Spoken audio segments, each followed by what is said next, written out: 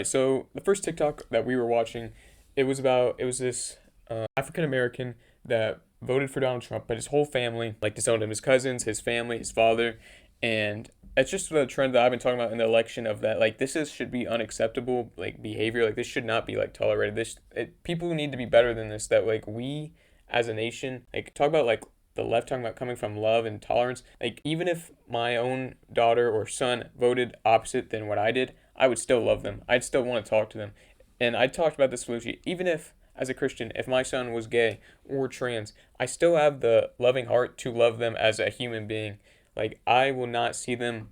Of course, they are a different person now and different than what I. And would I be upset? Yes, I would, because that's just, we have different values. But would I still love them? Yes, I would still love them. I would still want to talk to them. I still want to have a relationship with them. I would not want to cut them off. And I think that's important in our society that we don't, separate. Family is very important. Our relationships, our children are important. So I would not want to lose them personally. And I think it's really sad to see when people cut each other off over their beliefs or how someone lives personally. Yeah, politics should never separate a family. That's the one thing that I never do with anybody that's close to me.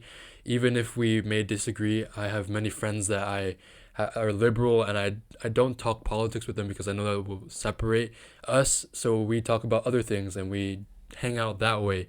That's the way one thing I do to hang out with them. If we do talk politics, we talk respectfully and we disagree on things. We always do, but we in the end we know that we're still brothers, and at the end of the day we're going to be brothers in Christ, brothers and sisters in Christ, and at the day when we go to heaven, Yeah, politics on earth don't matter.